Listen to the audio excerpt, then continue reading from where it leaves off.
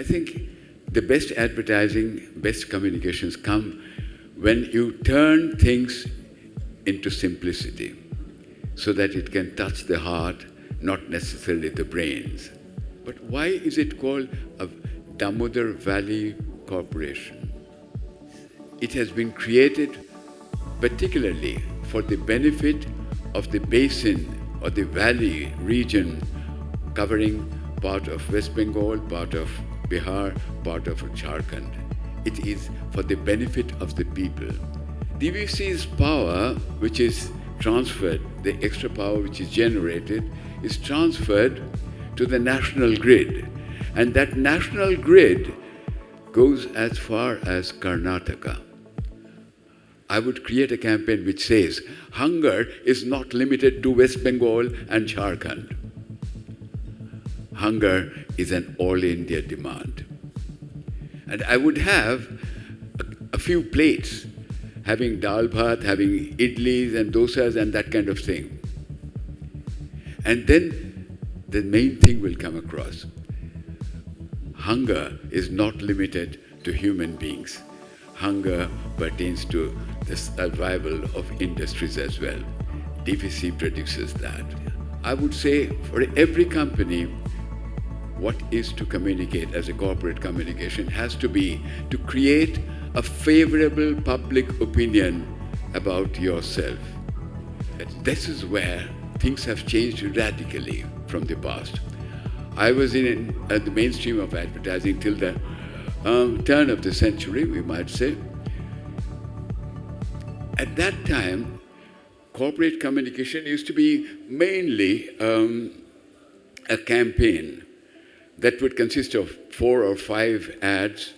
The first would be, there is CSR, and then what have you achieved as CSR? Maybe you have adopted a village, maybe you have created mobile hospitals fitted with every amenity, touring the villages and supplying power, not supplying power, livelihood, health, hygiene, all that. Right. Second part is import substitution. Third is if you have an export story, convey that, so on and so forth. And what kind of products that you produce, how does it help the fellow Indians? All that would be part of this communication. But how to communicate has become absolutely revolutionized. Nobody is going to advertise anymore on newspapers for corporate communications because we have much more pervasive, much more incisive ways of communication today, as somebody, one of the gentlemen up here communicated, I don't remember his name, saying that, yes, Instagram, X, Facebook, YouTube, you name it, this is the name of the game. And a new crop of professionals have come up who are adept in dealing with these communication tools. Eastern India probably hasn't seen much in this particular sphere. We've always relied mostly on communication professionals or campaigns originating from Mumbai or Delhi. But well, yes, in terms of creativity, I would say that most of the campaigns which do come out from Mumbai and Delhi are all from professionals who originated from institutions in Calcutta. That's something. And it's been my experience working across India, and I've seen that and interacting with people. Knowing Bengali has really helped me a lot in that particular sense, because when we had to craft any communication campaign, they were at the forefront as the client servicing people as well as the creative people, and they were fantastic. I mean, the amount of creativity that they could bubble up and come up with is something extraordinary. Good morning anyway, and it's a great privilege to be with you all today on behalf of DVC. We are just a facilitator for this. We have a limited stake in the sense that we are an organization which has been with the people for the last 80 years almost. In fact, we have been a part of this nation building activity. industrial empowerment, and service to the millions. Today, we stand at an intersection of technological disruption, which is what we are seeing also, heightened public expectations, and rapid sectoral transformation. The role of corporate communication has never been more pivotal. So the new age of communication tools that we are now looking at is the way organizations communicate, internally, externally, and institutionally, has undergone a revolutionary shift. A modern corporate brand is no longer shaped solely by annual reports or press briefings. It's shaped by every minute across multiple interfaces, and today we have a huge number of tools at our disposal. Of course, the first one is the digital platform that we have. Corporate website, mobile apps, customer portals, they all become primary touch points for stakeholders. For a technology-enabled utility like DVC, these platforms are key for transparency, service delivery, and information dissemination. Next one is your social media ecosystems that are there. Platforms such as X, LinkedIn, Facebook, Instagram, and YouTube allow organizations to engage in real time, to listen as much as to speak, and to demonstrate responsiveness, empathy, and accountability. The third thing is, of course, is the data-driven communications. We have better analytic tools, sentiment. All of these help us understand stakeholder perception and tailor messages with accuracy. Mass outreach and public engagement. Internally, if we have to, town halls, CSR visibility platforms, public service campaigns, community engagement in initiatives, all of these help strengthen on-ground trust, especially critical for infrastructure and energy organizations. Internal communications tools, enterprise communication applications, collaboration platforms, internet systems, leadership communication forums, all of them help ensure alignment, reduce silos, and build a culture where every employee becomes a brand ambassador. Together, these tools offer tremendous power. But power without strategy is noise, and communication without purpose is, of course, a lost opportunity. How do we position a corporate brand? For DVC, it's imperative. For DVC, corporate branding is not just an image exercise, it's a reflection of our identity, our purpose, and a contribution to Eastern India's industrial and social fabric. In fact, it was the Damodar Valley was conceived as the roar of Germany, in the sense that it had the river, it had available water, it had coal mines, steel plants could be built up because the iron ore mines were very close by, power availability was there, so on and so forth. This was the first industrial base that India built after independence. A brand must definitely speak to people about reliability as a multi-state, multi-sector power utility that fuels industry, agriculture, and households. Sustainability as a steward of the Damodar River Basin, managing water, soil conservation, afforestation, and socio-environmental responsibilities. Innovation. As we adopt digital systems, expand renewable portfolios, modernize the grid, and transform our operations. People-centric services. And as we strengthen our DISCOM support, consumer grievance systems, stakeholder collaboration, and in fact, even consumer surveys also. To position a brand, corporate brand effectively, we must communicate not only what we do, but why we do it, how we do it, and what impact it creates for society. A brand must reflect a vision to be a modern, trusted, and future-ready utility powering regional and national growth.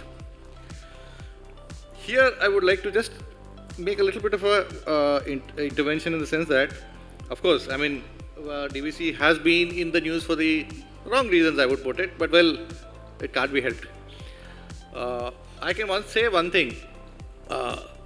In fact, DVC has a system of communicating any warning as to what happens when we release water.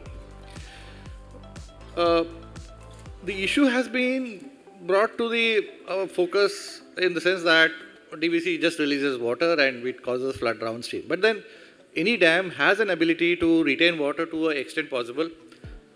After that, we have what are known as graduated releases so that the dam stability can be preserved, and the available water in the river basin also does not affect people as much as it should. In this respect, well, we have received a lot of flack about why we release water and other issues as to things like, we don't inform people, so on and so forth. Well, truth is somewhere. And one thing which I learned after 31 years of marriage and probably 37 years of public service is never argue with your wife and never argue with a politician. Well, this is where we are because you end up on the wrong side both ways. You don't win, and next thing is that you have a very bad ending to which you again have to make up, which is a bit of a issue. Well, here I think we would definitely say that we do inform people, we do communicate things, but then, well, this is again an issue where, an arena where we can't get into because it's something about politics and so on and so forth. So, the challenges we have in building and strengthening a corporate brand, I think are many.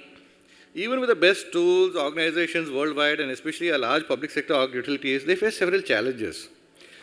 We have a huge amount of information, and there's an overload of information, and people have very short attention spans nowadays. Audience today consume information rapidly and forget even faster. To be heard, we must be relevant, crisp, and consistent. Secondly, public expectations are extremely high. Citizens expect transparency, of course they should. Real-time updates, of course they should. And flawless service. I mean, you can understand about what happened with this Indigo fiasco. Any delay or disruption, however unavoidable, can definitely affect perception. Misinformation and narrative risks. Now, in this digital age, inaccurate narratives can spread faster than facts. Again, the Air India crash in Ahmedabad. Organizations must monitor, respond, and correct proactively. Internal alignment.